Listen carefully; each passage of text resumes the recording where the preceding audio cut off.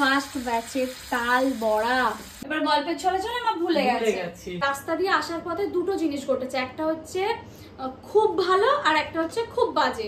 বন্ধ হয়ে গিয়েছিল আর ধোঁয়া বেরোচ্ছিল। রমজান বলছে নামো, রোজা রেখেছিলে যাতে আমরা ভালোভাবে পৌঁছাই, যেটা আমরা তাদের চিনি না জীবনেও, তোমরা আমাদের ব্লগ দেখো বলে আমাদের চেনো। অন্ধকারের মধ্যে তারা এসে যেভাবে পাশে দাঁড়িয়েছিল রোশনারা দিদি আর রমজান দাদা বলে, মা ঝাল কি জানি না, খুবই টেস্টি হয়েছে। লাস্ট একটা পিস পড়ে আছে। হ্যাঁ চালাচ্ছি। মা কত কিছু সকাল সকাল বানায় দেখো, এই যে ঢ্যাঁড়সের ঝাল, মিক্সড ভেজিটেবল, চিকেন কষা, সবকিছু দিয়ে রমজানকে খেতে দিয়েছি। চিকেন কষা সকাল সকাল চিকেন কষা কেন, অনেক বাড়িতেই হয়, যারাই বাইরে যায় কাজের জন্য বা স্কুল কলেজে মায়েরা বানিয়ে, বাচ্চারা মানে বউয়েরা বা মায়েরা বানিয়েই দেয়। মায়ের হাতে অনেকদিন পর খাচ্ছি, মাঝখানে কদিন বোন আর মানা বানিয়েছিল, আমি বানিয়েছিলাম, আজকে মায়ের হাতের খাওয়া হবে। কেমন চিকেন হয়েছে দেখো, হাসিটা দেখছো, হাসি ফুটেছে মানে টেস্টি হেভি। শুয়ে গেছি 4:30টায় উঠেছি, নামাজ পড়েছি, নামাজ পড়ে 5টায় শুয়েছি, আবার 6টায় উঠেছি, সব হয়ে গেল। বাইরে ধোয়া মোছা, জল ভরা সব। আর এখন তোমার সারাদিনের মতো ছুটি না, এখনো অনেক কাজ আছে, ঝাড় ঘর বাড়ি গুছানো, অনেক কাজ আছে এখন। ও মা, এরকম রান্না করতে গেলে কি করতে হবে? নিজের মনের জোর, সবকিছু কি করে ভালো হবে, কি করে ভালো খাওয়াবো ছেলে মেয়ে বাচ্চাদের। তাহলে বাচ্চা কাচ্চা হলেই ভালো রান্নাটা শিখবো, বাচ্চাদের কি করে খাওয়াবো সেটা ভাবতে হবে। মা কেমন আছো? আলহামদুলিল্লাহ ভালো আছি। এইভাবেই যেন সবাই ভালো থাকে, ভালো রাখে আল্লাহ, এটাই। আর কিছুই চাও না, যেন সবাইকে ভালো রাখে। ভালো থাকলে সবকিছুই ভালো দুনিয়াটা। এবার তুমি একটু নতুন নতুন শাড়িগুলো ভাঙবে, এটা হচ্ছে দাবি। সবাই বলেছে কি সুন্দর লাগছে, বুঝলে? খালি পুরনো শাড়ি পরে ঘুরে বেড়ায়। কত টাকা দাম, মায়া লাগে। হ্যাঁ, দুনিয়ার মায়া একদিন ছাড়তে হবে। আর মা বলছে কি ও শাড়ির মায়া। চিকেন দিয়েছি, ডাল দিয়েছি, ভেজিটেবল দেয়নি। মা টিফিন প্যাক করে দিয়েছে। মা যতক্ষণে তোমাকে ভেজিটেবল খাওয়াবে তোমাকে ছাড়বে না। আমি খেয়ে নেবো টিফিন, না তো সবাই খেয়ে নেবো টিফিন করে দাও। সমানে ভেজিটেবলের পিছনে পড়ে আছে। এই কোথায় চিরুনি? তুমি যে উপর থেকে চিরুনি করে এলে, কতবার ওই দুটো চুল আঁচড়াতে হয় গো? দুটো চুল মাথায় এত চুল আছে, দুটো হাত দিয়ে আঁচড়াও। কি অবস্থা গাইস, উপর থেকে চুল আঁচড়ে এসে বলছে চিরুনি কোথায়। বাবাকে দিচ্ছি এখন ব্রেকফাস্ট, রুটি আর মা যা যা বানিয়েছে। আর এখানে দেখো না মা শাকটা কাটাকুটি করে নিচ্ছে। বাবা খাচ্ছে ঢ্যাঁড়সের ঝাল। মা তোমার বন্ধু চলে এসেছে তোমার পাশে, এই যে এদিকে সামনে। কোথায় গেল? অনেকদিন পর বাবার হাতে খেলাম। একবার তো খেলি, আর কবার খাবি? হ্যাঁ কবার খাবি? ভাবছি তুমি খেতে বসেছো ঠিক বুঝতে পেরেছে, আবার কোথায় উঠে বসে থাকে দেখো, সেই এসির বক্সের মাথায় উঠে বসে। ওই মিঠাই, ওই আয় আয়, চলে কেমন দেখছে দেখো, আয় আয় আয়, বড় বড় চোখ করে দেখছে। আয় চলে, ঘুমাবি ঘুমাবি। করবো এখন আমরা ব্রেকফাস্ট। এটা মানার ব্রেকফাস্ট, এটা আমার ব্রেকফাস্ট। মানা তো এডিট করছে, তাই এখানেও আমাকে বললো আবার উনি আমাকে খাইয়ে দে, তাই ওকে এখন আমি খাইয়ে দিচ্ছি। ভালো লাগে, ছোটোবেলা থেকে বোনকে খাওয়াতাম, এখন ওকেও মাঝে মাঝে খাইয়ে দিই। আমাদের সকলেরই পছন্দ বাপুজি কেক, বাবা এনেছে বাপুজি কেক, তো সেটাই এখন খেয়ে নিচ্ছি। আজকে মা কি করেছে জানো? মা একটা বড় সড়ো মিস্টেক করেছে। না না, সত্যি বলছি তোকে, আমি না তালগুলো বাইরে ছাড়াতে মানে ওই দুধ দিতে এলো তোর ওই কাকিমা, দুধ দিয়ে ওই গল্প করতে করতে একটা অন্য গল্প করছিল, গল্প করতে করতে আমি চাঁচতে লেগেছি, চাঁচতে এই যে ধুয়ে নিয়ে চলে এসে এইটা করে চাঁচলাম, চেঁচে ধুয়ে নিয়ে আবার আমি বলছি দেখি আটা দিতে দিতে মনে পড়লো যে মেয়েটা তো আমার বলেছিল রে, ভুলে গেছি। মা সেই সকাল থেকে তালগুলো নিয়ে বাইরে রয়েছে, আমি মাকে বলেছি মা ভিডিও করবো, এবার মাও বলেছে হ্যাঁ তুই এলেই তবে করবো। এবার গল্পের ছলে চলে মা ভুলে গেছে। এবার তালটা কুড়িয়ে নিয়ে মানে তালের রসটা নিয়ে এসছে, আর তাতে কি অ্যাড করেছো মা? এতে খালি তালের রস আর আতপ চালের গুঁড়ি, আর কিচ্ছু না। আতপ চালের গুঁড়ি, চিনি দেবো, চিনি দেবো, দাঁড়া একটু মাখিয়ে নুন দে একটু। তুমি যে বলেছিলে চিনি দিতে, হ্যাঁ দেবো তো একটু। দেখো কতটা দেবো, দে এতটা। আর একটু দে। এবার আমি এসে যখন দেখছি মায়ের দে না আর একটু। হয়ে গেছে, তখন আমি ভাবলাম যে তোমাদের সাথে কি শেয়ার করব। অবশ্য তাল তো সবাই জানো ছাঁচতে, ওরকমই একটা ছাঁকনি দিয়ে এরকম করে ছেঁচে নিতে। তো বলাটা অনেক সহজ, যারা করে তারাই জানে কতটা কষ্টকর। হ্যাঁ তো মা এখন এটাকে ভালো করে মেখে নেবে, বা চিনি দেবে, কিছু লাগে না, চিনি নুন আর ওই চালের গুঁড়ি, তাই তো? কতটা দেখো, থাম থাম দাঁড়া। এই যে চিনি অ্যাড করে দেবো পরিমাণ মতো, যে যেমন মিষ্টি খাবে। আজকে প্রথম আমাদের বাড়িতে তালের বড়া হচ্ছে, কারণ আমার বাবা বলেছে যে সবার বাড়িতে তাল বড়া হচ্ছে গো, আমাদের বাড়িতে কবে হবে? তো মা দেরি না করে বাবা তাল এনে দিয়েছে, তাল বড়া করছে। আর রমজান বলেছে পিঠে খাবে, আবার সামনে পিঠেও হবে। যাই হোক, এখন মা এটা ভালো করে মেখে নিক, পরে আবার যখন করবে তখন তোমাদের সাথে আমি শেয়ার করবো। দুটো মোহরি দেবো, দুটো মৌরি দেবে? ওই মৌরি কই? ভালো লাগে। মা মৌরি দিয়ে দিল, মৌরি মুখে পড়লে খেতে ভালো লাগে। তেল পিঠেতে বলো, কত চেপে চেপে মাখতে হয় বলো মা, না হলে সুন্দর হবে না তো। এটাই মেন কাজ, তাই না? এরপরে তো ভাজা। আর একটু মা চিনি অ্যাড করলো, আর এইদিকে মা আর আমি একটু কফি খাবো, জানো তো সকালবেলা একটু চা না হলে হয় না, কিন্তু এখন আর চা নয়, কফি হবে, একটু কফি করবে মা। আর এখানে প্যান চাপিয়ে দিয়েছে। ফার্স্ট ব্যাচের তাল বড়া মা ভিজে নিতে চলেছে, পুরো প্রো। দেখো কেমন হাত দিয়ে টপাটপ করছে, সেই আমরা ডাল ফ্রাই কিনে খাই না, ঠিক ওই রকম শেপের হচ্ছে। কারা কারা খেতে ভালোবাসো কমেন্টে জানিও তো। তোর কাছে চাইবে তো আমি কি করবি, দিতে পারবি? সবাইকে পার্সেল করে দেব সুন্দর করে ফটো পাঠিয়ে। আর একটু হবে এইটা। আহা, কারা কারা খেতে ভালোবাসো কমেন্ট করে জানাও। কফি দিয়ে দিয়েছি, আর ফার্স্ট ব্যাচের বড়াও মা তুলে নিয়েছে, বা সেকেন্ড ব্যাচটাও দিতে স্টার্ট করে দিয়েছে। দাঁড়াও একটু টেস্ট করে দেখি। খুব গরম যে, মা বলছে একটু টেস্ট কর, কিন্তু খুব গরম। বিছানাটা সুন্দর করে গুছিয়ে বোন এখন আমার ঝাড় দিচ্ছে, সুন্দর করে রান্না করে আমাদেরকে খাওয়ায়, সুন্দর করে মেকআপ করে, আবার এখন সুন্দর করে ঝাড় দেয়। তো সব কাজে এক্সপার্ট। তোমাদের যদি পাত্রী লাগে জানিয়ে দেবে, আমাদের বাড়িতে পাত্রী আছে একটা, রচনা খাতুন, তাই না? আমাকে যেতে দিচ্ছে না গাইজ, এই জন্য আমি দাঁড়িয়ে রয়েছি। জানো আমি ফুলুরিটা ওদের টেস্ট করাবো, আমাকে বলছে একদম বাইরে দাঁড়া, আমার ঝাড়টা দেওয়া হবে তারপরে আসবি। টেস্ট কর, টেস্ট করে বল তোর শাশুড়ি মা কেমন তাল ফুলুরি বানিয়েছে। এটা প্রথম তুই আসার পর কেমন? ওমা অনেক সুন্দর হয়েছে, অনেক টেস্টি। খাবো এখন কফি।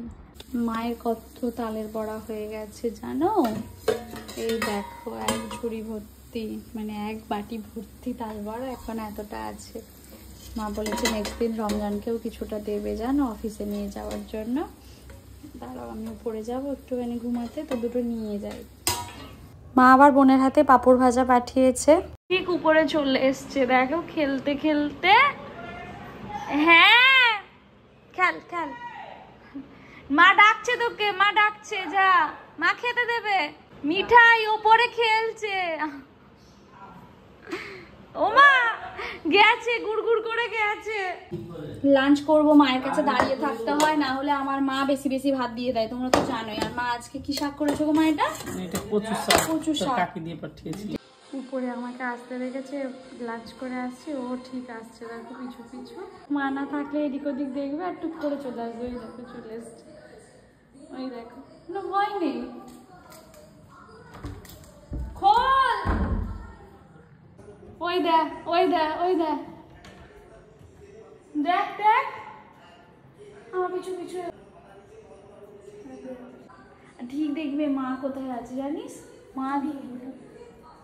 যদি ফেলিস তুই, আজকেই তোর এ বাড়িতে লাস্ট দিন। ওই মিঠাই, মিঠাই,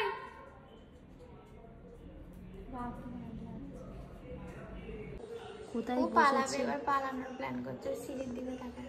ওই ওই মিঠাই, তোমার সুমা কই? সুমা কই? মানা তো রুটিগুলো করলো আজকে, আর এখানে বোন কি করছে দেখো। বোন এখানে কি করছিস বাবু?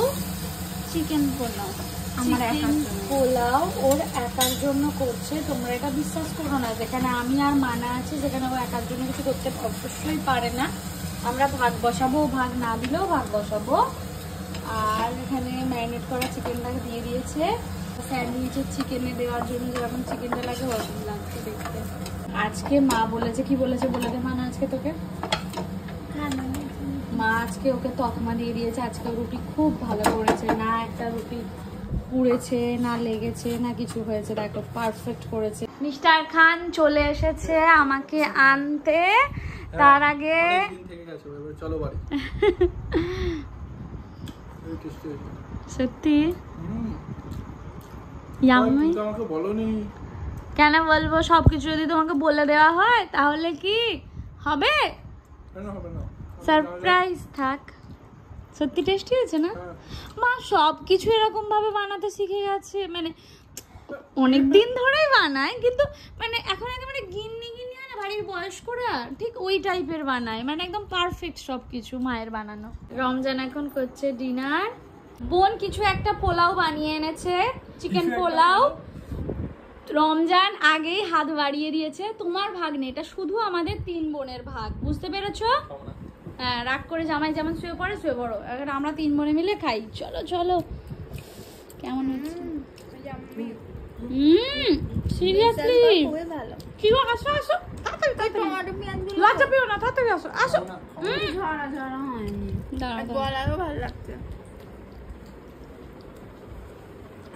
অমনি উঠে পড়েছে। কেমন? Happy tasty. চলো আমরা 3 বোনে মিলে এটাকে খেয়ে নিই, তারপরে হবে ভিডিও।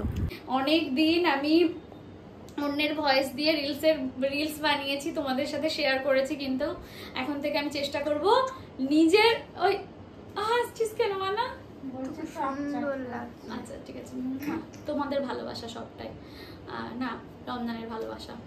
যাই হোক, হাসছিস কেন? খালি ওদের মুখ দেখলেই হাসি পায়। যাই হোক, তো খুবই কষ্ট করে আমি একটা কন্টেন্ট শুট করেছি, যেটা তোমরা আমার ইনস্টাগ্রাম আর ফেসবুকে তোমরা দেখতে পাবে। তবে এখন থেকে আমি নিজের ভয়েসে ভিডিও দেওয়ার চেষ্টা করব।